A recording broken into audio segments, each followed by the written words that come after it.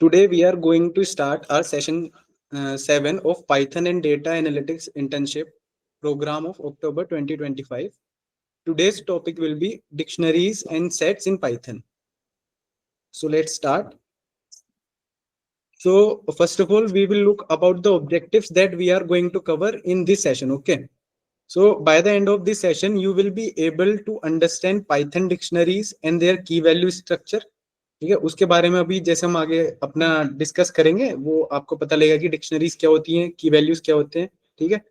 दूसरा अपना जो टास्क रहेगा वो रहेगा कि perform operations like adding, updating and deleting elements in both dictionaries and sets. ठीक. जैसे कि लिस्ट में आपने पिछले सेशन में पढ़ा था कि लिस्ट के अंदर आप एलिमेंट्स ऐड कर सकते हो, डिलीट कर सकते हो. वही चीज हम डिक्शनरीज में और सेट्स में पढ़ेंगे. तीसरा जो हम डिस्कस करने वाले हैं वो होगा सेट्स. जो आपने मैथ्स में पढ़ा है सेट्स, ये बिल्कुल वही सेट है, लेकिन उसको कोडिंग लैंग्वेज में, पाइथन की लैंग्वेज में कैसे करना है वो चीज देखेंगे. जो अपना लास्ट होगा वो उसमें अपन एक हैंड्स ऑन एक्सरसाइज आपको प्रोवाइड करेंगे. ठीक है. तो ताकि आप जो भी कॉन्सेप्ट इससे सीखते हो आज के सेशन से, तो आप उसको अप्लाई कर सको. So let's come to the topic, what is a dictionary. ठीक है. अब ये वो डिक्शनरी जो आप जैसे कि अल्फाबेट वाली जो डिक्शनरी होती है, अपनी इंग्लिश की जो डिक्शनरी होती है, आप उसी से कंपेयर कर सकते हो. लेकिन एक थोड़ा इसका अलग फॉर्मेट है ना. उसमें अगर आपको कोई वर्ड सर्च करना होता है तो आप उस वर्ड का पहला लेटर देखते हो, फिर उसको मैच करते हो, फिर उसके मैचिंग के साथ आप उसके वर्ड पे जाते हो, फिर उसका मीनिंग देखते हो. यानी उस वर्ड के अपोजिट क्या वैल्यू स्टोर कर रखी है, मतलब उसके वर्ड के सामने अपन ने क्या वैल्यू स्टोर कर रखी है. जैसे आप इंग्लिश डिक्शनरी देखते हो ना, बिल्कुल उसी तरीके से, बस इसका थोड़ा कॉन्सेप्ट हटके है. आप उधर एक वर्ड का एक स्पेसिफिक लेटर पहले आइडेंटिफाई करोगे, फिर उसको चेक करते हो. लेकिन इसके अंदर जो होगा, अपन पूरा का पूरा वर्ड एक वैल्यू लेके चलेंगे. यानी एक पूरे वर्ड की अपने आप में एक खुद की वैल्यू है, जिसको अपन डिक्शनरी के अंदर देखेंगे. वो अभी आपको एग्जांपल से समझ में आएगा, बट इतना समझ लो कि जैसे अपनी इंग्लिश वाली डिक्शनरी होती है वैसे ही डिक्शनरी है, बस सर्च करने का थोड़ा कॉन्सेप्ट अलग है. अब each key maps to a specific value. ठीक है. दो चीज याद रखना डिक्शनरी के अंदर, एक पहली की, दूसरा वैल्यू. ये दो चीज अगर आप अंडरस्टैंड कर लोगे तो डिक्शनरी का टॉपिक यहीं पे खत्म हो जाता है. ठीक है. तो की वो चीज होगी, यानी कि की यानी कि हर ताले की चाबी. ठीक है. यानी कि उसके पीछे क्या वैल्यू रहने वाली है. तो की के क्या कहते हैं सामने, यानी उसके अपोजिट जो वैल्यू स्टोर होगी, उसके पैरेलल में जो वैल्यू स्टोर होगी, उसको वैल्यू बोलेंगे. की को आप मानो कि ये एक वेरिएबल है, और वैल्यू उसके अंदर अपन ने क्या वैल्यू स्टोर कर रखी है वो है. अंतर इतना आ जाता है कि डिक्शनरी का टाइप डिक्ट होगा, यानी DICT. ठीक है. ये डिक्शनरी टाइप की वैल्यूज होंगी.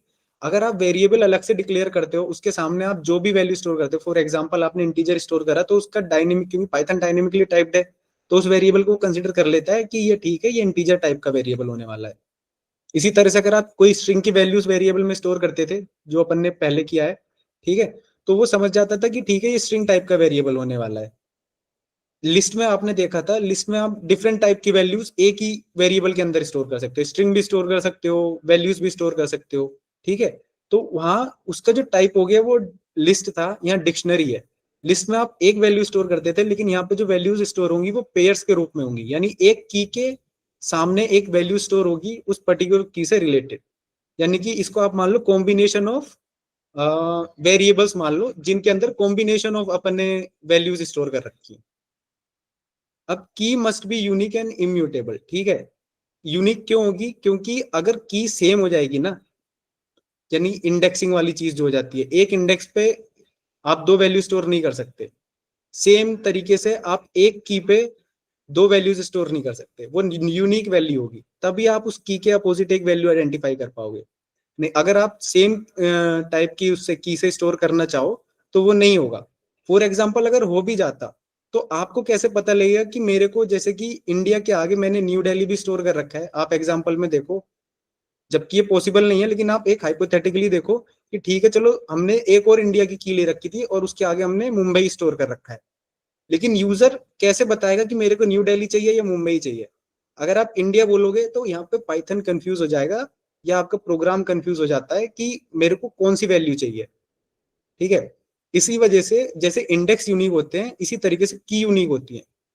कोई भी की रिपीट नहीं हो सकती उस पर्टिकुलर डिक्शनरी के अंदर, लेकिन दूसरी डिक्शनरी के अंदर आप सेम की वैल्यू रख सकते हो। तो इसमें क्या होगा, जैसे कि आप एग्जांपल में देखो, ये जो इंडिया है ना, पहला ये की होगी, और इसके बाद जो ये कोलन दे रखा है, ये सेपरेट करेगा की और वैल्यू को, और इस कोलन के बाद जो वैल्यू होगी वो वैल्यू है। ठीक है, जो भी चीज आपने लिखी है, यहाँ आप इंटीजर लिख सकते हो, स्ट्रिंग लिख सकते हो, ठीक है, कुछ भी लिख सकते हो, फ्लोटिंग वैल्यू लिख सकते हो, उससे कोई फर्क नहीं पड़ेगा। आप एक की के अपोजिट कोई भी वैल्यू स्टोर कर सकते हो। तो कीज जो होंगी यूनिक होंगी और इम्यूटेबल होंगी। इम्यूटेबल का मतलब उन्हें हम चेंज नहीं कर सकते। ठीक है, अब जैसे इसके अंदर की क्या क्या हो सकती हैं, स्ट्रिंग्स हो सकती हैं, नंबर्स हो सकते हैं, ट्यूपल्स हो सकते हैं, इवन आप एक डिक्शनरी के अंदर ना लिस्ट भी स्टोर कर सकते हो एक की के अपोजिट। वो थोड़ा कॉम्प्लेक्स केस हो जाता है, लेकिन अभी हम जैसे आगे देखेंगे वो आपको पता लगेगा। Values can be of any data type, जैसे कि मैं आपको बता रहा हूँ, स्ट्रिंग भी हो सकती है, फ्लोटिंग वैल्यू भी हो सकती है, और इंटीजर भी हो सकती है, कुछ भी वैल्यू हो सकती है। तो ये इंडिपेंडेंट होती है कि आप किस वैल्यू को इसके अंदर स्टोर कर रहे हो। अब ये जो कैपिटल वर्ड है ना, ये कैपिटल डिफाइन कर रहा है कि मेरी एक डिक्शनरी है। डिक्शनरी को अपन ने करली ब्रेसिस से डिफाइन करा, जैसे आप लिस्ट को स्क्वायर ब्रेसिस से करते हो, ठीक है, और ट्यूपल को आप क्या कहते हैं, ये सिंपल वाले जो ब्रैकेट्स होते हैं इससे करते हो। इसी तरीके से डिक्शनरी को डिफाइन करने का तरीका होता है, आप करली ब्रेसिस लगा दो, पाइथन समझ जाएगा कि इसके अंदर जो चीज आने वाली है वो डिक्शनरी है। अब क्या होगा, इस डिक्शनरी के अंदर हमने 3 की दे रखी है, India, USA and Japan. Value कैसे सेपरेटेड है, कोमा के थ्रू। अगर आप देखो कोमा के थ्रू, ठीक है, मतलब एक की दूसरी की से कैसे सेपरेटेड है, कोमा के थ्रू। अब मैंने बोला कि की कभी अकेली एग्जिस्ट नहीं करेगी, पेयर्स में एग्जिस्ट करेंगी। हर एक की के अपोजिट, यानी हर एक की के सामने एक वैल्यू होगी। जैसे इंडिया के आगे अपने न्यू दिल्ली लिखा, और इसको सेपरेट कौन करेगा, ये बीच में जो कॉलन है, ये सिंटेक्स है इसका। सिंटेक्स याद कर लो बस, और कुछ नहीं चाहिए। यूएसए के आगे वॉशिंगटन डीसी कर रखा है, जापान के आगे टोक्यो कर रखा है। तो ये अपनी एक डिक्शनरी बन गई। अब मैं क्यों बोल रहा था कि ये इंग्लिश वाली जो डिक्शनरी उससे सेम होती है। इंग्लिश में अगर आपको इंडिया सर्च करना होता कि इंडिया का मीनिंग देखना है मेरे को, आप क्या करते हो, पहला लेटर उठाते हो, फिर उसको उसके पर्टिकुलर उसमें जाते हो, पहले लेटर के आई वाले इंडेक्स में पहुंच गए, फिर आप एन देखते हो कि एन एन एन एन किधर है, ठीक है। अगर ज्यादा वर्ड सेम हो रहे हैं तो आप डी वाले में जाते हो, मतलब वर्ड बाय वर्ड आप लेटर बाय लेटर उसको देख रहे हो। पाइथन इस पूरे इंडिया को एक यूनिक की मानता है, ठीक है। वो इसको पूरा देखेगा, वो फर्स्ट लेटर चेक करके नहीं बोल देगा कि इसके अपोजिट न्यू दिल्ली है, ठीक है। अगर क्योंकि ऐसा होता तो आप कोई आई की बना दो, सिर्फ आई एन की बना दो, ठीक है, मतलब आई एन लेटर की बना दो, उसके आगे कोई और वैल्यू स्टोर कर दो, लेकिन वो डिफरेंट की हो जाएगी, वो इंडिया नहीं होगी, ठीक है, वो अपने आप में यूनिक हो गई। तो पाइथन पूरे इसको चेक करता है, इवन क्योंकि पाइथन केस सेंसिटिव है, अगर आप आई स्मॉल बना दोगे ना तो डिफरेंट की हो जाएगी, ठीक है। तो हर एक की यूनिक होगी, उस की के सामने एक वैल्यू होगी, और ये कीज आपस में सेपरेट होंगी कोमा से। अब जैसे कि ये देखो, अब एक्सेस कैसे करनी है वैल्यू अपन को डिक्शनरी से, ठीक है। प्रिंट ये सबसे इजीएस्ट वे है to access the keys values from dictionary, ठीक है। कैपिटल लिख दो। अब मैंने क्या बोला था, ये जो की होंगी ना, ये एक इंडेक्स की तरह बिहेव करेंगे। इसे एग्जांपल से देखते हैं।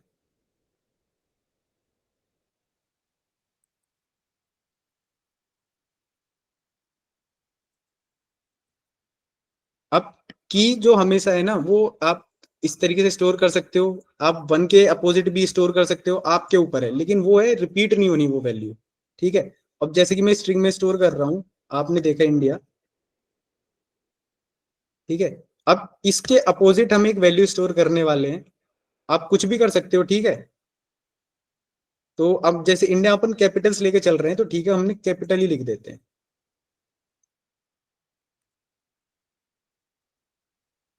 अब इस की को दूसरी की से सेपरेट करना है।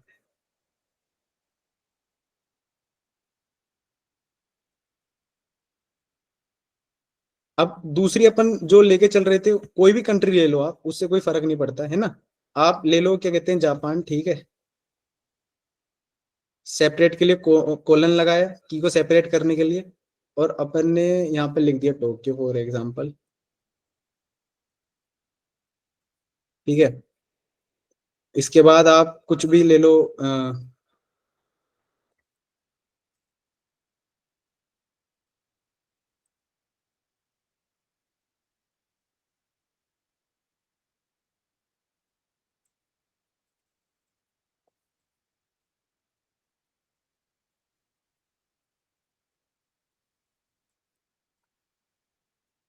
तो ये अपन ने ना एक डिक्शनरी बना दी कैपिटल की। अगर इसका अपन टाइप चेक करें, आप देखोगे हमेशा, अगर आपको कभी भी लग रहा है कि ये क्या टाइप है समझ नहीं आ रहा, आप ये चेक करो कि ये इसका टाइप क्या चेंज हो गया है। अपन इसका टाइप प्रिंट करवा लेते हैं।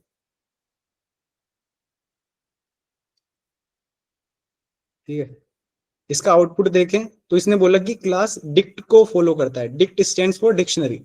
ठीक है, यानी कि अपनी जो ये कैपिटल है ना, वो डिक्शनरी है। आप डिक्शनरी सिंपली क्या कहते हैं, इस तरीके से बना सकते हो। दूसरा तरीका होता है कि आप जैसे कि यहाँ फॉर एग्जांपल मैं बता दे रहा हूँ, आप डिक्ट फंक्शन का यूज कर सकते हो। ठीक है, ये फंक्शन यूज होता है एक एम्प्टी डिक्शनरी बनाने के लिए, यानी आपके इसके अंदर कोई वैल्यू नहीं देनी। अगर आप ए का टाइप चेक करोगे तो वो डिक्शनरी ही आएगा। ठीक है, अभी ए का टाइप प्रिंट कर रहे हैं अपन यहाँ। तो क्लास डिक्ट आई, यानी ए की क्लास भी डिक्ट है, यानी ए भी डिक्शनरी है। तो डिक्शनरी को डिफाइन करने के दो तरीके हो गए। आप ऐसे कर लो, ठीक है, या फिर करली ब्रेसेस लगा के कर लो। और अगर एक्सप्लिसिटली आपको वैल्यूज उसके अंदर डालनी है तो आप इस तरीके से इनपुट कर दो। सारे मेथड वैलिड है। लिस्ट का भी सेम मेथड होता था। ठीक है, बस वहां पर इधर लिस्ट क्लास ले लेते थे, है ना। लिस्ट हो जाती थी तो वो लिस्ट बन गई थी। अगर आप यहाँ टाइप अब ए का चेक करोगे तो वो चेंज हो जाएगा, ये लिस्ट आ गया। ठीक है, अगर कभी भी आपको कोई empty list, empty dictionary, empty set बनाना हो, ठीक है, सेट का भी बाद में देखेंगे, तो आप ये फंक्शन यूज करो, वो एम्प्टी बन जाता है, उसमें आपको कोई वैल्यूज देने की जरूरत नहीं है। और जैसे जैसे आपका लॉजिक बढ़ता जाएगा आप उसके अंदर वैल्यूज ऐड करते जाना। तो ये अपनी डिक्शनरी थी। और अब इस डिक्शनरी की वैल्यूज को अगर अपन को एक्सेस करना है तो सबसे इजी तरीका क्या होता है, आपने लिस्ट में देखा था। ठीक है, कोई अपन एक लिस्ट मान लेते हैं अभी के लिए। तो मैंने 1,2,3,4 वैल्यूज ले रखी हैं। उसमें क्या करते थे अपन, करते थे प्रिंट। अगर अपन को ए की वैल्यू चाहिए, ठीक है, जीरो इंडेक्स की वैल्यू चाहिए, तो अपन लिख देते थे कि ए ऑफ जीरो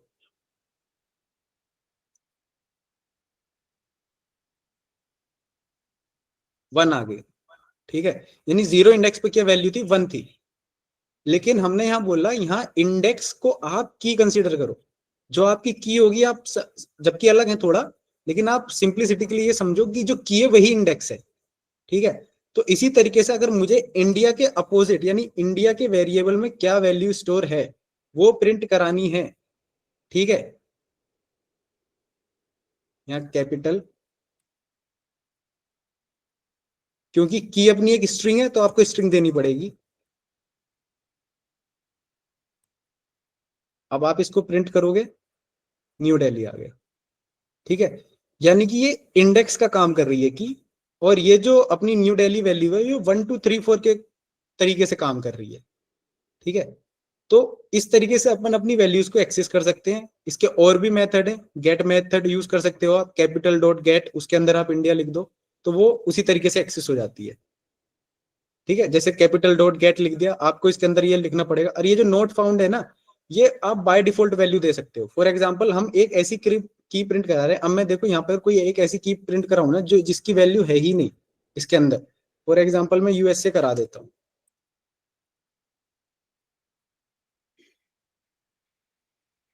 एरर आ गया।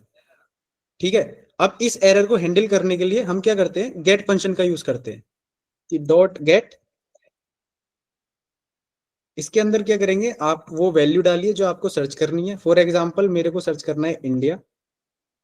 ठीक है, उसके बाद आप वो डिफॉल्ट वैल्यू डाल दीजिए कि अगर ये वैल्यू नहीं है तो क्या करोगे, क्या प्रिंट करोगे। अब देखो इसको रन करेंगे तो न्यू दिल्ली आ गया। लेकिन अगर हम यहीं पे यूएसए प्रिंट करें, नॉट फाउंड आ गया। तो यानी कि उस एरर को डील करने के लिए, उस केस में कि हमने कोई ऐसी वैल्यू की ऐसी की कोई वैल्यू मांग ली जो हमारी डिक्शनरी में प्रेजेंट ही नहीं है, उस केस में हमारा प्रोग्राम एक एरर थ्रू ना करे, उसके लिए हम बाय डिफॉल्ट कोई भी वैल्यू डाल सकते हैं। आप यहाँ नोट फाउंड डाल दो या कोई अलग मैसेज डाल दो। ठीक है, या फिर की इज नॉट प्रेजेंट, आपके ऊपर है, आप क्या डिफॉल्ट मैसेज डालना चाहते हो जो यूजर को दिखेगा। तो ये गेट फंक्शन था। तो इस तरीके से हम एक्सेस कर सकते हैं अपनी डिक्शनरी के एलिमेंट्स को। दूसरा आता है मॉडिफाइंग डिक्शनरीज, यानी कि क्या हो अगर हमें अपनी डिक्शनरीज के अंदर वैल्यूज ऐड करनी है। ठीक है, फॉर एग्जाम्पल कि एक फ्रांस, हमारे पास कोई एंट्री नहीं है, ठीक है, लेकिन हम चाहते हैं फ्रांस कंट्री ऐड हो जिसकी कैपिटल पेरिस हो। वैल्यू तो हमने डिक्शनरी को डिक्लेयर करते टाइम ही ऐड कर दी थी, लेकिन कोई ऐसा केस कि आपको अपने प्रोग्राम के लॉजिक के थ्रू वैल्यूज ऐड करानी है, तो आप क्या करोगे, capital of France equal to Paris, इस तरीके से डाल दोगे। दूसरा, क्या हो अगर एग्जिस्टिंग एंट्री अपडेट करनी है, यानी कि यूएसए की कैपिटल आपको अपडेट करनी हो, ठीक है, या जैसे इंडिया की कैपिटल आपको न्यू दिल्ली से दिल्ली करनी हो, ठीक है, तो उसके अंदर आप उसी तरीके से लिखेंगे, लेकिन आपकी क्योंकि की ऑलरेडी प्रेजेंट है, तो उस की के सामने की वैल्यू जो आप नई वैल्यू इधर डिक्लेयर करोगे, ठीक है, उससे रिप्लेस हो जाएगी। तीसरा केस होता है कि अगर हमें अपनी डिक्शनरी से कोई वैल्यू डिलीट करनी है, तो उसके लिए आप लिखोगे DEL, ठीक है, डिलीट के लिए शॉर्ट फॉर्म में आप अपनी डिक्शनरी का नाम लिखोगे, और फिर उसके अंदर कर लिए स्क्वायर ब्रेसेस लगा के आप बता दोगे, स्क्वायर ब्रैकेट लगा के कि कौन सी की मेरे को डिलीट करनी है। आप की डिलीट करोगे, लेकिन की के साथ वैल्यू भी डिलीट हो जाएगी। क्यों, दोनों पेयर्स में एग्जिस्ट करते हैं, बिना पेयर के एग्जिस्ट नहीं कर सकते, यानी कि जो भी फंक्शन आप की पे परफॉर्म करोगे वो ऑटोमेटिकली वैल्यू पे भी परफॉर्म होगा।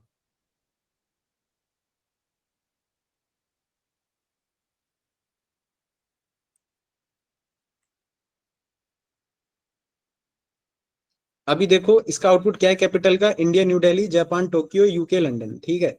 अब मैं मान लो यहाँ पे कोई एक और वैल्यू ऐड करनी है, ठीक है, कैपिटल,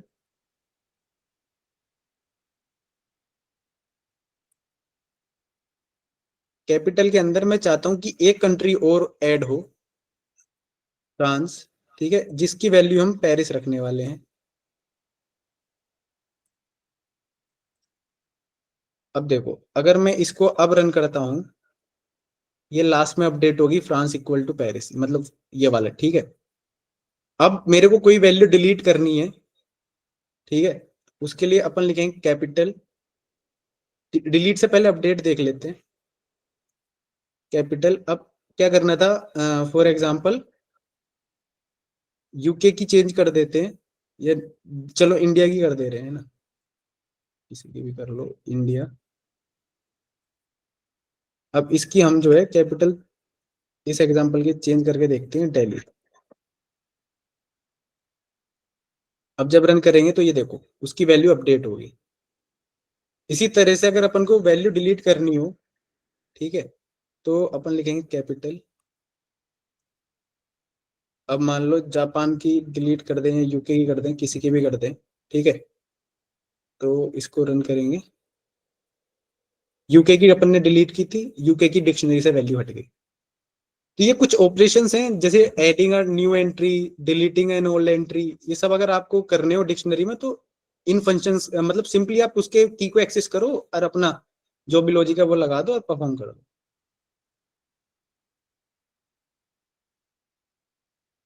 अब ये कुछ मेथड्स हैं जो कि मतलब आप डिक्शनरी यूज करो, लिस्ट यूज करो, सेट यूज करो, ये मेथड आपके क्या कहते हैं हर जगह काम आते हैं, बस थोड़ा इनका फंक्शन का नेम बदल जाएगा, लेकिन चीजें वही रहेंगी। क्या हो अगर मेरे को सारी कीज चाहिए, क्या हो अगर मेरे को सारी वैल्यूज चाहिए, ठीक है, अब मेरे को सब की वैल्यू पेयर में चाहिए, तो उन सब के लिए ये सब चीजें हैं। तो जो की फंक्शन है ये करता है रिटर्न ऑल द कीज, ठीक है, और ये इसका सिंटेक्स है आपको कैसे लिखना है। अब मैं आपको सिंपल सा एक एग्जांपल दिखा देता हूँ। अभी मैं क्या कर रहा था, प्रिंट कैपिटल इस तरीके से कर रहा था, ठीक है। अब मैं करता हूं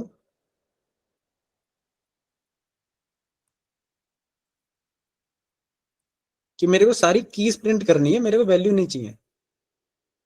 देखो, इंडिया, जापान एंड फ्रांस, एक चीज अगर आप नोटिस करोगे, ये डिक्शनरी के फॉर्म में आया है, और डिक्शनरी के सॉरी लिस्ट के फॉर्म में आया है, ठीक है। ये हमेशा एक लिस्ट रिटर्न करेगा कीज फंक्शन, उस लिस्ट के अंदर वैल्यूज होंगी आपकी कीज की क्या क्या वैल्यू है। अब ये कोई डिक्शनरी नहीं रहेगी है यहाँ पे, ठीक है। ये अब एक लिस्ट बन गई, इसको भी आप एक्सेस कर सकते हो। आप इसको किसी उसमें वेरिएबल में स्टोर कराओ, मतलब कोई लिस्ट टाइप में ऐसी करके लिख दो कि कहते हैं LST, ठीक है। इसके अंदर आप ये कैपिटल डो कीज कर लो, ठीक है। उसके बाद आप इसको प्रिंट करा दो।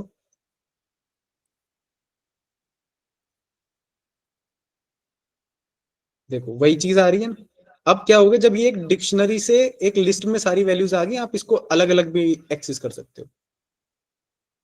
तो ये एक फंक्शन था कीज का, क्या हो अगर मेरे को वैल्यूज चाहिए,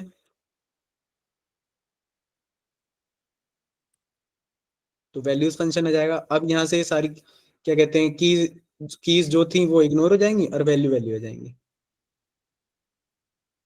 ठीक है। जैसे कि देखो ये डेली, अब ये डेली ले रहा है, याद रखना क्यों, अपन ने यहाँ अपडेट कर दिया था। पाइथन एक इंटरप्रेटेड लैंग्वेज है, मैं पहले लेक्चर से बताता आ रहा हूँ। आप जब भी प्रोग्राम रन करोगे, पहले ये और रन हो गया, इसके कोई अपना मतलब नहीं है।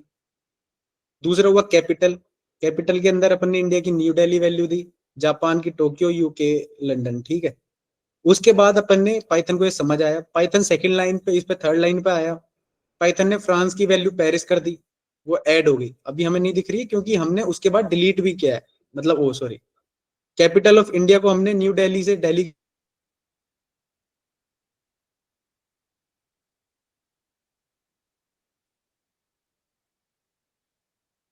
वैल्यूज प्रिंट करा रहे हैं अभी अपन, है ना।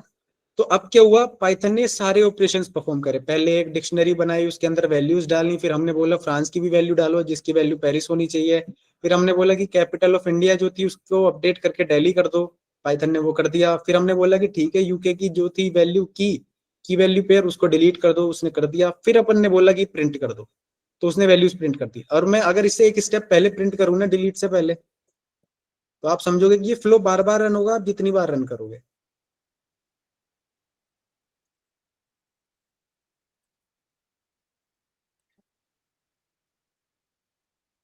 ठीक है। तो पहले वाले में क्या आ रहा है, पेरिस आ रहा है, लंदन आ रहा है, टोक्यो आ रहा है, दिल्ली आ रहा है। लेकिन जो लास्ट वाला प्रिंट है उसमें अपने में लंदन नहीं आ रहा, क्यों, अपन ने उसके बाद डिलीट ऑपरेशन लगा दिया। तो प्रोग्राम का फ्लो हमेशा टॉप टू बॉटम चलता है। आप जितनी बार इसको रन करोगे, पाइथन शुरू से पढ़ना का शुरू कर देगा, अब उसको लेके चलते रहेगा। तो ये था कीज का, ये था वैल्यूज का। इसी तरह से अगर आपको सारे आइटम्स चाहिए, आइटम यानी आपको की वैल्यू पेयर में सारी वैल्यूज चाहिए, तो डॉट आइटम्स लगा देना, ठीक है, उससे सारी वैल्यूज आ जाएंगी। अपडेट करना है, जैसे अपन अपडेट कर रहे थे पहले इंडेक्स के थ्रू, सीधा डायरेक्ट, है ना। अब आप इसको अपडेट फंक्शन लगा के भी वो कर सकते हो, एक्सेस, है ना। अभी आइटम्स कर देते हैं, एक बार तुम्हें आइटम्स का फंक्शन दिखा देता हूँ। ये देखो, अब एक चीज इसमें यहाँ पे भी नोटिस करना है ना, अगर अपन सिर्फ कीज ले रहे थे या फिर वैल्यूज ले रहे थे तो एक लिस्ट रिटर्न हो रही थी। लेकिन अब जो अपन ने जब इसको ये बोला ना कि मेरे को ये आइटम्स चाहिए, इसके अंदर की सारी वैल्यूज चाहिए, पाइथन ने एक लिस्ट बनाई ऑफ ट्यूपल्स। इंडिया और दिल्ली एक ट्यूपल बन गए, जापान और टोक्यो एक ट्यूपल बन गए। ट्यूपल्स की एक लिस्ट है जिसमें ये चीजें स्टोर हुई हैं सारी, यानी list of tuples. Item function हमेशा एक लिस्ट ऑफ ट्यूपल रिटर्न करेगा, की वैल्यू फंक्शन हमेशा लिस्ट रिटर्न करते हैं। ये बेसिकली रिटर्न करने का तरीका है कि उससे वैल्यूज कैसे आ रही है। कोलन में नहीं आएंगी, इधर आप डिक्शनरी प्रिंट करते हो तो कोलन में आएंगी, ट्यूपल में हमेशा कोमा सेपरेटेड वैल्यूज होती हैं, और ये वाले ब्रैकेट्स लगते हैं, ठीक है। तो ये था आइटम फंक्शन का। इसी तरह से आपको अपडेट करनी हो मल्टीपल एंट्रीज, यहाँ अपन ने सिंगल दिखा रखी है। इन केस आपको अगर मल्टीपल एंट्रीज अपडेट करनी है, आप अपडेट फंक्शन लगाओ, उसके अंदर आपको जितनी वैल्यूज डालनी है हो जाओ। अब क्या मैंने एक चीज बोली थी कि अपडेट तो अपन पिछले वाले फंक्शन से भी कर रहे थे, ठीक है, इससे भी कर रहे थे, लेकिन आप वन एट ए टाइम कर सकते हो यहाँ अपडेट। क्या हो अगर आपको मल्टीपल वैल्यूज अपडेट करनी हो, तो आपको अपडेट फंक्शन लगाना पड़ेगा। सिंपल वही चीज जैसे आप ये करते हो, अब ये ऐड भी कर सकता है, और जो मल्टीपल एंट्रीज थी उनको क्या कहते हैं, बार बार रिप्लेस भी कर सकता है। चेक कर लेते हैं एक बार।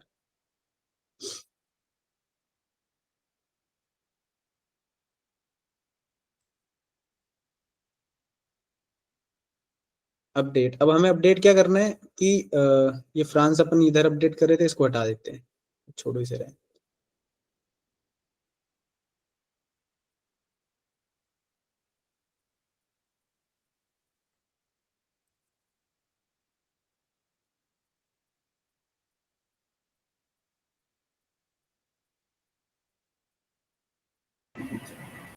हेलो लास्ट रजत, में। Yes sir. आपकी स्क्रीन नहीं आ रही है। एक सेकंड।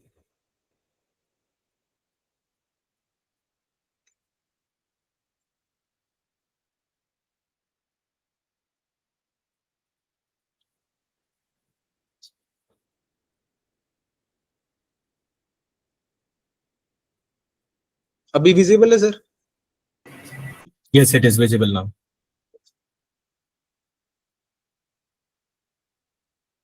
तो अभी अपन क्या बोल रहे थे कि अपडेट फंक्शन के बारे में देख रहे थे, है ना? अपडेट क्या करता है, अगर अपन को सिंगल वैल्यू अपडेट करनी है, जैसे कि लूप के अंदर आपको one at a time value update करनी है, आप इसको यूज कर लेना। ठीक है, कि मतलब उसके पर्टिकुलर इंडेक्स पे वो वैल्यू अपडेट हो जाएगी। आप एक्सेस करना उसकी की को, और उसके सामने उसकी जो आपको नई वैल्यू लिखनी है वो कर देना। लेकिन क्या हो अगर आपको मल्टीपल वैल्यूज एक साथ अपडेट करनी हो, तो उसके लिए अपडेट फंक्शन यूज होता है। ठीक है। अब जैसे कि इसमें मैं अभी करके दिखा रहा था, हमने एक कंट्री ली रशिया, उसकी मॉस्को कैपिटल लिख रहे थे। ठीक है। तो अब क्या होगा, जब इसको मैंने रन किया, तो आप लास्ट में देखोगे वैल्यूज में मॉस्को आ गया। ठीक है। तो इससे क्या होगा कि मतलब एक वैल्यू और ऐड होगी। आपको इसके साथ कोई और वैल्यू, जैसे कि आप इससे एक वैल्यू रिप्लेस भी कर सकते हो। फॉर एग्जांपल,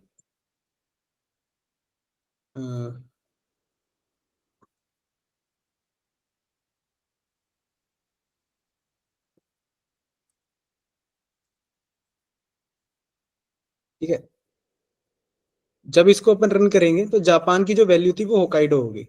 अब वो रशिया वाली जो अपनी मॉस्को थी वो क्यों हट गई? क्योंकि मैंने फिर से बोला कि पाइथन इंटरप्रेटेड लैंग्वेज है। आप जब भी इसको रन करोगे, ये नहीं है कि आपने एक बार वैल्यू अपडेट कर दी तो उसकी मेमोरी में स्टोर होगी। पाइथन फिर से प्रोग्राम रन करेगा, पहली लाइन पढ़ेगा, सेकंड लाइन पढ़ेगा, थर्ड लाइन पढ़ेगा। उस जब वो फोर्थ लाइन पे आया, उसने देखा कि अब जापान की हमें होकाइडो वैल्यू अपडेट करनी है, हमें कोई कंट्री ऐड नहीं करनी है। तो उसने उसकी वैल्यू अपडेट कर दी, और फिर अपडेटेड वैल्यूज अपन इधर प्रिंट करा रहे हैं। फिर से बोलूंगा, हमेशा वैल्यूज और कीज जो है एक लिस्ट रिटर्न करेंगी। जहां आप स्क्वायर ब्रैकेट देखो, समझ लेना कि वो एक लिस्ट है। जहां थोड़े सेट में आपको दिक्कत होगी कि सेट में करली ब्रेसेस, इसमें भी डिक्शनरी में वो अभी देख लेंगे पर उसको भी। ठीक है। बाकी अगर आप आइटम्स प्रिंट करते हो तो की वैल्यू के पेयर में ट्यूपल रिटर्न होती है, वो भी list of tuple. Update function ये करता है पॉप, यानी कि कुछ भी बाहर कर देना। ठीक है, मतलब उसको रिमूव कर देना। तो ये एक आइटम को रिमूव कर देगा। आइटम आइटम जब भी अपन बोलेंगे तो यानी अपन पेयर्स के रूप में बात कर रहे हैं, यानी की और वैल्यू के पेयर के रूप में। ठीक है। तो ये एक आइटम को रिमूव कर देगा। आइटम का मतलब यानी कि उस की के साथ उसकी वैल्यू को भी रिमूव कर देगा। अब ये पॉप फंक्शन हम यहाँ पे यूज कर रहे हैं। ठीक है। कुछ चीजें होती हैं उसके पाइथन के अंदर, जैसे कि फर्स्ट इन फर्स्ट आउट होता है, फीफो कॉन्सेप्ट होता है कंप्यूटर साइंस के अंदर बेसिकली। एक होता है लास्ट इन लास्ट आउट वाला सीन। तो यानी कि जो एलिमेंट सबसे पहले आया था वो सबसे पहले जाएगा। ठीक है। इसी तरीके से क्या कहते हैं, जो सबसे बाद आया था वो सबसे बाद जाएगा। वो चीजें आप थोड़ा आगे चलोगे तो आपको वही कॉन्सेप्ट समझ में आएंगे। लेकिन पॉप क्या करेगा, ये एक की के अपोजिट उस चीज की वैल्यू के साथ उस की को रिमूव कर देगा, बेसिकली डिलीट कर देगा। क्लियर फंक्शन उस पूरी डिक्शनरी को एक एम्प्टी डिक्शनरी बना देगा, जितनी उसके अंदर आपने की वैल्यूज स्टोर की थी उन सबको डिलीट कर देगा। गेट फंक्शन अपन ने अभी थोड़ी देर पहले देखा था। आप यहाँ देखो, जरूरी नहीं है आप कोई डिफॉल्ट वैल्यू लिखो, इंडिया लिख रहे हो, लेकिन अगर मैंने यहाँ पे कोई चीज सर्च की, यानी कोई ऐसी की सर्च करी जो कि अपनी डिक्शनरी में प्रेजेंट नहीं है, तो वो एरर दे देगा। इसलिए हम सोच के चलते हैं कि यहाँ पे एक डिफॉल्ट वैल्यू लगाते हैं कोमा करके, जो आपको समझ में आ जाए, नहीं तो वो नन रिटर्न करेगा या कुछ ना कुछ रिटर्न करेगा।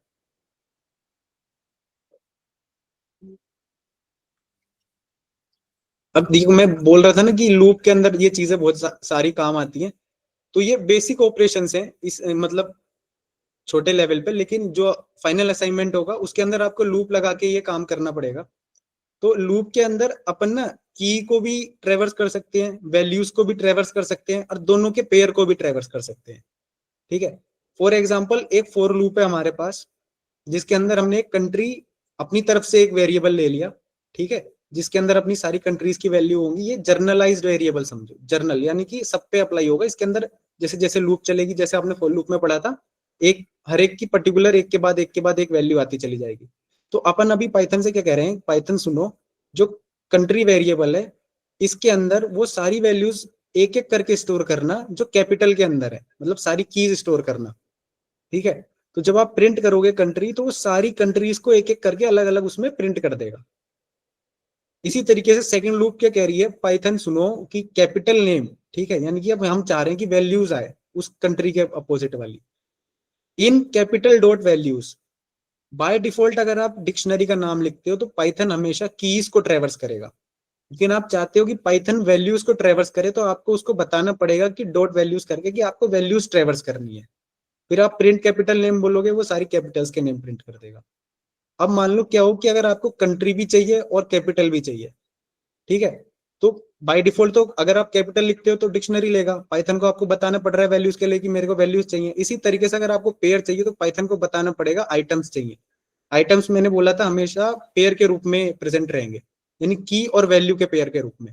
तो जैसे आपने बोला ना Python for country comma city, पहली वैल्यू, ठीक है, यानी कि ये होगी अपनी की, दूसरी वैल्यू ये होगी अपनी जो वैल्यू थी मतलब capital, in capital dot items.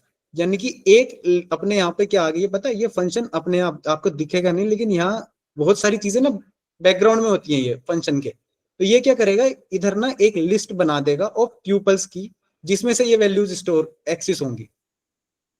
इसी तरीके से जब आप कैपिटल डॉट वैल्यूज लिख रहे हो ना, तो उसने यहाँ पे एक मतलब इस फंक्शन के बैकग्राउंड में एक लिस्ट बना दी है वैल्यूज की।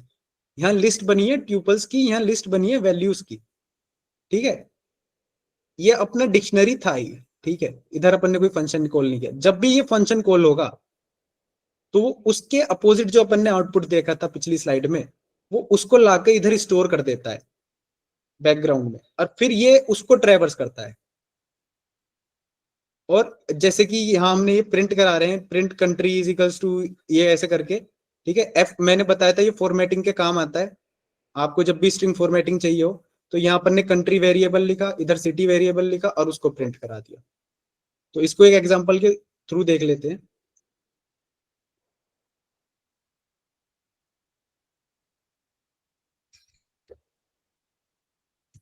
ठीक है, तो अपन फोर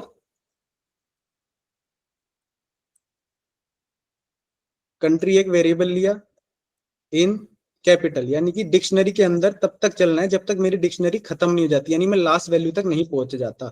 फिर मैंने पाइथन को बोला कि प्रिंट करो कंट्री की वैल्यू। अब जब इसको अपन रन करेंगे तो ये देखो उसने सारी कंट्री की वैल्यूज रिटर्न कर दी, ना लिस्ट है ना डिक्शनरी है ना लिस्ट ऑफ ट्यूपल्स है, सिंपल वैल्यूज है, ठीक है, क्योंकि वो अब एक पर्टिकुलर वैल्यू उठा रहा है उसको प्रिंट कर रहा है, हम एक साथ कुछ रिटर्न नहीं कर रहे। इसी तरह से अगर अपन बोले पाइथन को कि for city in capital dot values,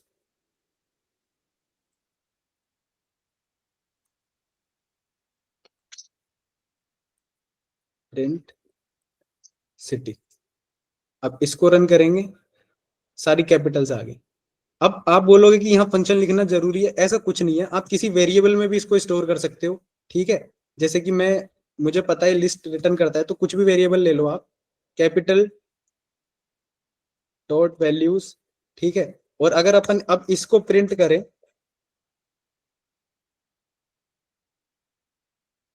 आप देखोगे कि मेरे पास एक लिस्ट है न्यू दिल्ली टोक्यो और लंदन की, ठीक है, लिस्ट है। अब मैं चाहता हूं, ये मैं एक ही लाइन में कर दिया था ये चीज कैपिटल डॉट वैल्यूज, ठीक है। पाइथन में ये अपन इनबिल्ट फंक्शन को ऐसी लूप के अंदर यूज कर देते हैं, पाइथन उसको अपने आप एग्जीक्यूट करता है, कोई भी कोडिंग लैंग्वेज हो, ठीक है। अब मैं चाहूँ ना कि मेरे को लिस्ट ट्रेवर्स करनी है, बेसिकली अपन लिस्ट ही ट्रेवर्स कर रहे हैं, ये देखो कोई अंतर नहीं आया, बात सेम ही है। आप इसको अलग डिक्लेयर करके एक लिस्ट में या कोई एक वेरिएबल में स्टोर कर लो, आप टाइप चेक करोगे ना इसका,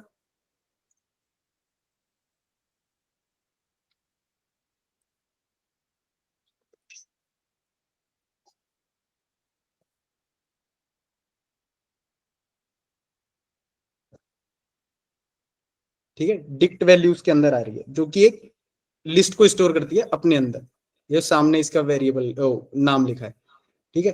तो इस तरीके से आप देखोगे तो ये इसके टाइप बदल जाते हैं, आप कोई भी फंक्शन यूज करोगे उसके साथ उसका टाइप बदल जाएगा। अब इसी तरीके से अपन ने इसको अलग स्टोर किया, फिर उसकी लिस्ट को अपन ने इधर एक्सेस किया और फिर उसको प्रिंट करा दिया।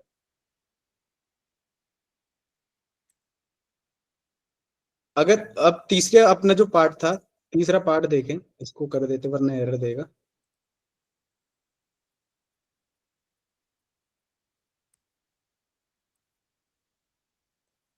अब हम चाहते हैं कि हमें दोनों वैल्यूज चाहिए, कंट्री की भी चाहिए, सिटी की भी चाहिए, ठीक है। तो उसके लिए आप कुछ भी वेरिएबल लिख सकते हो, ए कोमा बी ले लो, ठीक है। इन कैपिटल डॉट आइटम्स, अब इसको आप प्रिंट करा लो, ठीक है। अगर मैं इसको ऐसे प्रिंट कराता हूँ ना, ए कोमा बी, तो ये देखो क्या रिजल्ट आएगा, ठीक है। और मैंने बोला था एक कॉन्सेप्ट होता है स्ट्रिंग फॉर्मेटिंग का, जो ओल्ड कॉन्सेप्ट बताया था, फिर मॉडर्न कॉन्सेप्ट बताया था, है ना, फिर एक एडवांस कॉन्सेप्ट बताया था।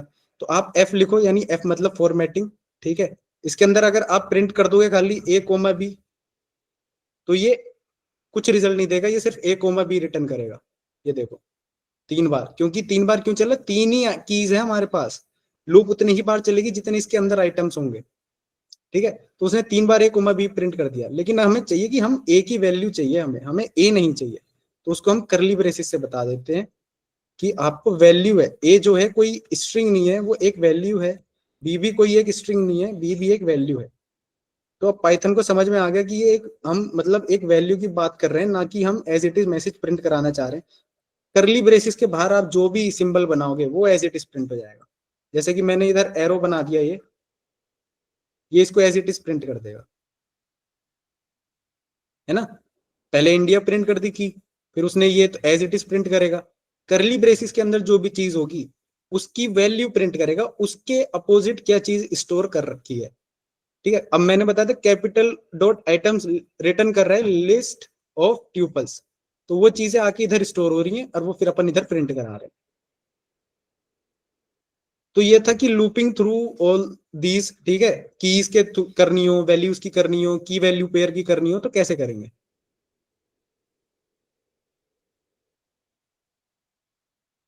अब आ जाते हैं सेट्स पर, ठीक है। तो सेट क्या है, a set is an unordered collection of unique items.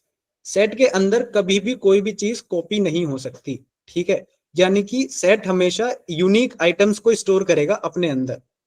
For example आप इधर ये इधर देख सकते हो नीचे फ्रूट्स के अंदर मैंने, अब सोचोगे डिक्शनरी भी करली ब्रेसिस से बना रहे हैं, सेट भी बना रहे हैं, मैं यही कह रहा था, बस थोड़ा सेट में फर्क आ जाता है। बाकी जब आप यहाँ डिक्लेयर करोगे ना वैल्यूज को, एप्पल करली ब्रेसिस बना के कोमा बनाना, कोमा एप्पल, फिर कोमा मैंगो, तो पाइथन अपने आप समझ जाएगा कि एक सेट है। क्यों, यहाँ पे की वैल्यू के पेयर के रूप में अपन वैल्यूज स्टोर नहीं कर रहे, इधर अपन सिर्फ एक वैल्यू डाल रहे हैं, जैसे डिक्शनरी में उसमें लिस्ट में डालते थे, लेकिन लिस्ट में अपन स्क्वायर ब्रैकेट यूज करते थे, इधर करली ब्रैकेट यूज कर रहे हैं। तो अनऑर्डर्ड का मतलब इसमें कोई ऑर्डर नहीं है, आप कुछ भी कहीं भी कुछ भी स्टोर हो सकता है, जैसे जैसे उसके अंदर चीज आएंगी। इट रिमूव्स डुप्लीकेट्स ऑटोमेटिकली, जैसे कि इसमें इधर इसने किया एप्पल एप्पल आपने 2 बार स्टोर किया, लेकिन आपने जब प्रिंट कराया तो सिर्फ एप्पल बनाना मैंगो प्रिंट हुआ। मैथ में बेसिक रूल होता है कि सेट के अंदर डुप्लीकेट वैल्यूज नहीं होती, वो सेम रूल यहाँ लगेगा। सेट के जितने ऑपरेशंस आप मैथ में परफॉर्म कर सकते हो सारे इधर परफॉर्म कर सकते हो। सेट कहाँ यूज आता है, जब आप कॉम्पिटिटिव प्रोग्रामिंग करोगे, ठीक है। फॉर एग्जाम्पल कोडिंग प्रॉब्लम जब आप सोल्व करते हो, तो उसमें कई बार बोल देता है कि count unique number of items present in list और डिक्शनरी। आप उसको क्या करोगे, कन्वर्ट कर देते हो सेट में, ठीक है। और जैसे ही आप उसको सेट में कन्वर्ट करते हो, सारे डुप्लीकेट आइटम्स अपने आप रिमूव हो जाते हैं, और फिर आप उसके सेट के आइटम्स को काउंट कर लो, यानी कि वो डुप्लीकेट आइटम्स को रिमूव हो गया। आपने जब सेट के एलिमेंट्स को काउंट किया तो वो यूनिक एलिमेंट्स काउंट करे। क्वेश्चन भी यही पूछता है, कई बार कई कंपनीज में पूछा जाता है कि you have to find how many unique elements are present in this dictionary और इन लिस्ट, ठीक है। लिस्ट के अंदर आप डुप्लीकेट एलिमेंट्स स्टोर कर सकते हो। तो आप क्या करोगे, लिस्ट को सेट में कन्वर्ट कर दो, जैसे ही आपने लिस्ट को सेट में कन्वर्ट करा डुप्लीकेट अपने आप डिलीट हो गए, उसके अंदर सिर्फ यूनिक यूनिक बचे। अब आप क्या करो, फॉर लूप लगा के या काउंट फंक्शन लगा कुछ भी करके, बस आपको एलिमेंट काउंट करने, कोई लॉजिक नहीं लगाना अलग से। तो सेट बहुत काम आता है, ठीक है। Hello, Rajat. हाँ sir. Okay, so there is one participant who is less conversant with Hindi and has okay, requested if you can continue in English okay sir, so that they are able to follow. Okay sir, okay. Okay, please carry on. So set क्या what set does is basically it deletes every duplicate element present in a list or a data type in which you have stored. For example, dictionary, list, etc. Okay. So set removes duplicate elements and it prints only unique elements that are present in the list. Okay.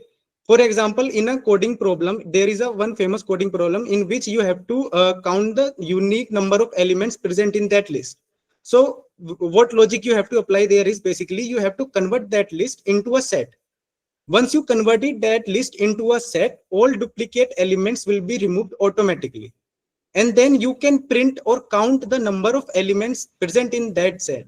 So there is a very simple logic which you have to apply basically of list conversion to set. Okay. So set is very important in coding problems when you go for competitive coding problems like on Leet Code and CodeChef. These are all coding platforms where you can improve your logic building and your proficiency with a particular programming language. So set, how we can declare set is basically using curly braces, that is curly brackets, or the set function. Like in dictionary, we are using dict and then two brackets to specify that it is a function. Okay. In list, we are using list, then two brackets. Simply, we can also declare an empty set using set, then two brackets, which I will show you in the example. So there are two methods of declaring a set, using curly braces, or you can use it with set function. So let's see with an example.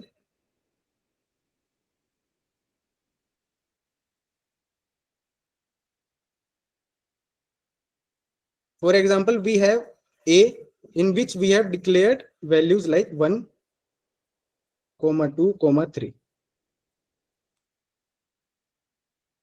Then we are going to first check the type of this.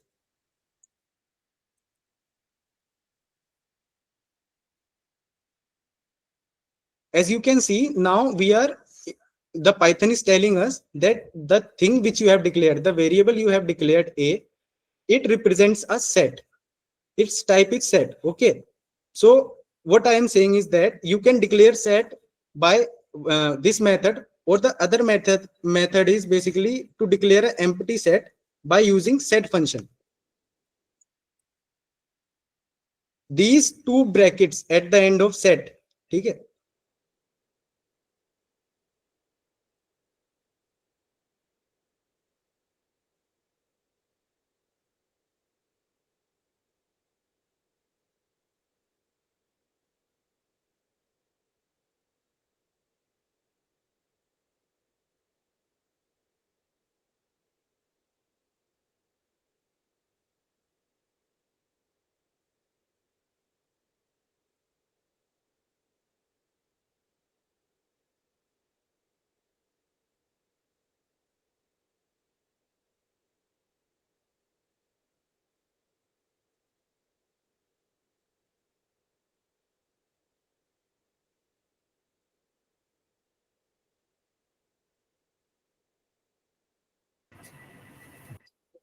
Hello, Rajat.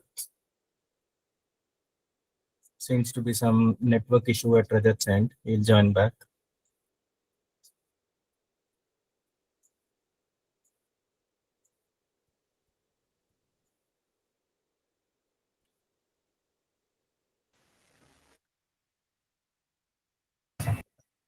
Sorry, sir, I got disconnected. No worries.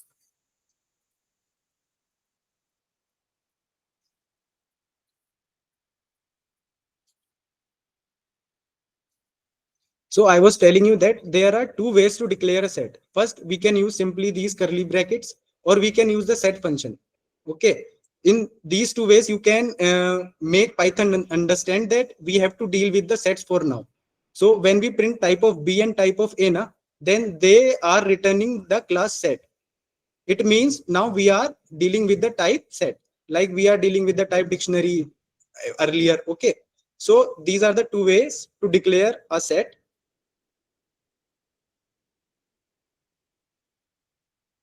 Also, there is a note that you can't access elements by index because sets are unordered. Okay. In the first line, I have written that set is an unordered collection. So here we cannot access the elements of the set by index. The concept of index does not apply to the set. Remember this word. As we are going to see in further slides, you will be able to see that how can we access set elements. For creating a set, like I have done in the example, you simply need to write the variable name, and then you need to specify these curly braces. By adding these curly braces, Python understand that we are dealing with the sets. You can specify the values separated by comma. Then if you want to add an element into a set, you have to use add function. It is pre-built function provided by the Python. You only need to write the name of the set in which you are going to add a new element. Then you have to apply this function using dot. Then you have to write your value in it, and it will add that value in this particular set. Then we have remove function. Okay, remove function, what it does is basically it removes that particular value which you want to remove from your set. Like we want to remove the value 3. Then when we print the set, it will remove the value 3 from this set numbers. I have told you earlier that get function is used to avoid errors in case if that value is not present in the dictionary. Same applies to the set also. The discard function does the same. If we try to remove a value that is not present in the set by using remove function, then Python will throw an error. And if we use discard function, the Python will not throw an error. It will return a default message in case if you provide it. Okay, in order to avoid errors, we use discard function. Basically, the function of these two functions is same. The only difference is that in case the value is not present in the set, we should not get an error. So we use discard function. Let's see with an example. So we have set A for now.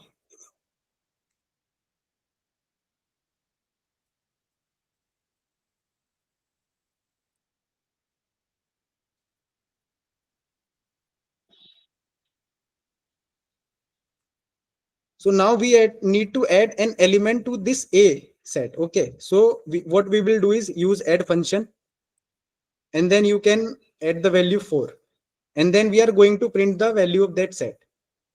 Here you will find that 4 is added to this set. Okay, now we want to remove a value.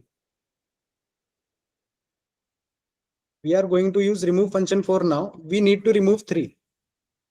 Then when we print this set, the 3 is get removed. What if we are going to remove the value 6?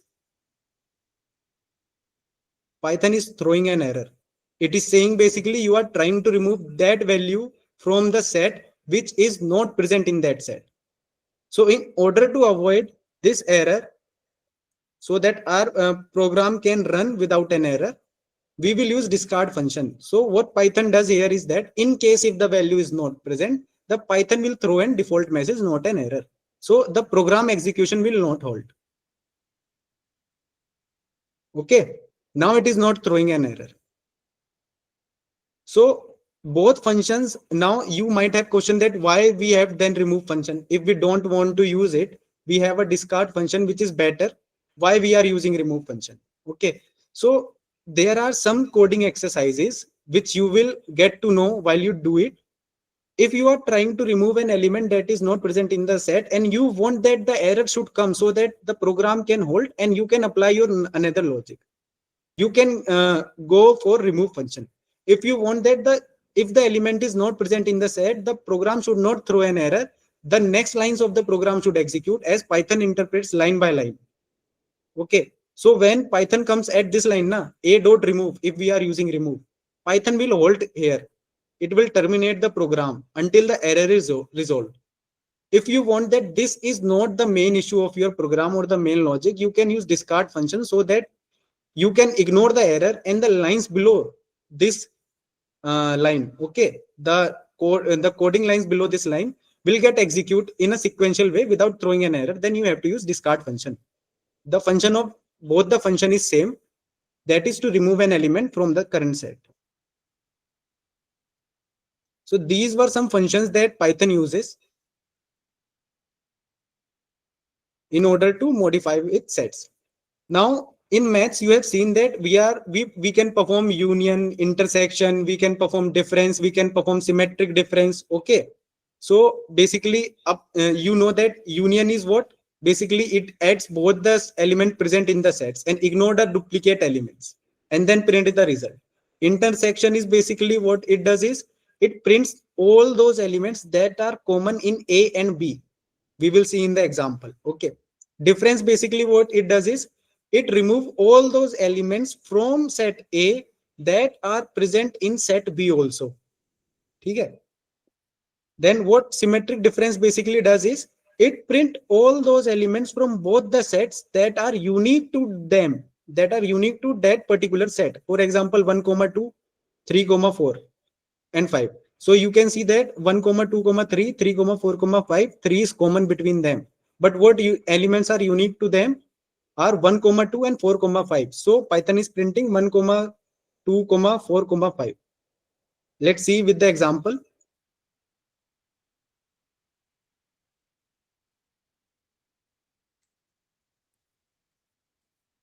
So let's suppose we have a set P. In it we are having these elements.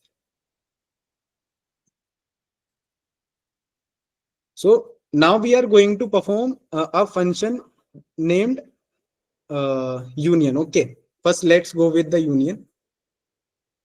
To perform union, there are two ways. You can use union function or you can use the operator. How we can do it is basically like this. Print. I want to print the union of A and B. So what I am going to write is A, then we will use pipe operator, then B. This symbolizes that the Python should print all those elements that are unique to A comma B. That are present in A comma B, removing the duplicacy. Like 3 is for 2 times, 3 will be printed only for 1 time. You can see it here, 1 comma 2 comma 3 comma 4 comma 5. So duplicate element 3 is printed once, not twice. This is the function of union operator. You can also use A dot union function and then B. These are the two ways through which you can perform the operations. The output is the same. Okay. Now next operation is our intersection. So using operator, we can do like this. You can use A, then ampersand, then B. Then you try to print it. Only 3 is printed. Why? 3 is the only element that is common to both the sets. Here, like earlier, you can also use intersection function. Dot intersection, then B. The output is the same. These are the two ways through which you can perform the intersection option. In case you need to find the difference between the set, what it does is it remove all those elements from A that are presented in B. Now we try to print it. It removed 3 because 3 is present in set B. So we get an output 1 comma 2. What if we do B minus A? Then it remove all those elements from B that are presented in A. For example, I am going to write 2 here also so that you can understand the difference. In B, I have added 2. Now we try to print it. It has printed only 4 comma 5. It removed 2 comma 3 that are common in both the sets. Now we are printing all those elements that are unique to B only, that are 4 comma 5. So this is the function of difference. Now we will see about symmetric difference. You can use function also A dot difference. Okay, this function, then you write the value B here, it will perform the same operation. Now we are going to use symmetric difference A, B. This power symbol basically symbolizes that we are going to do symmetric difference between set A and set B. When you print it, it will give the output 1 comma 2 comma 4 comma 5. The duplicate elements, the same element, the common elements present in both A and B is removed. In union, 3 is getting printed once, although it is printed twice. But in symmetric difference, 3 is not getting printed at all. Only 1, 2, 4, 5. These are the mathematical operations that you are performing in Python using the functions, operators, or you can use simply the function symmetric difference. This is the function, and then you have to write B, it will print the same value.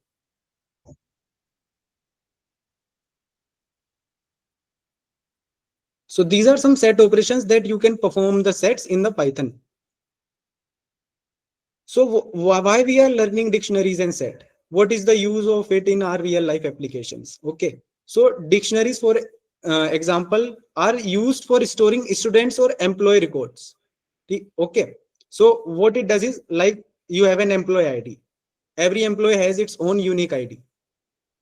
In parallel to that unique ID, you need to store the employee details. To a particular key, you can store a list, a single value, a tuple, anything. Okay.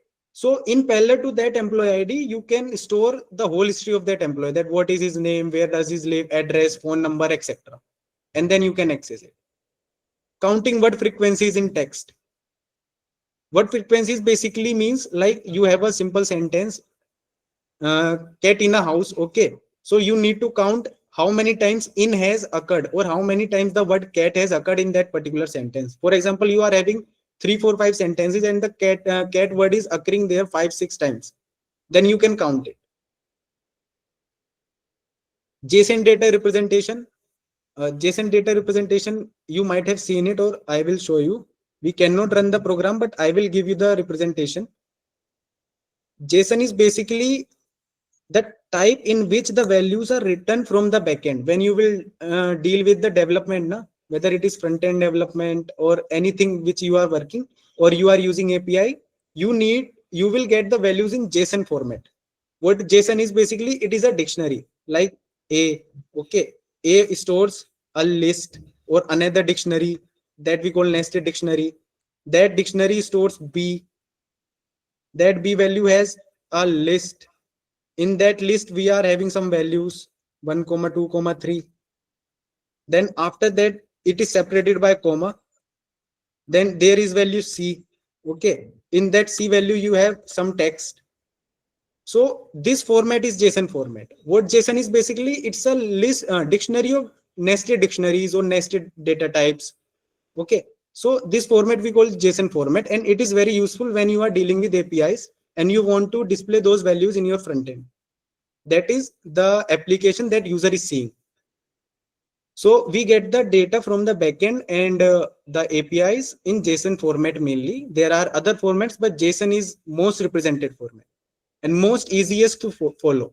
If you want to access the value in this example, in your front end, suppose you like this C value contains the name of a person. So if you want to access this value, then you have to write like A, then bracket, then you have to specify this. You will come under A's dictionary. Then you have to come under C.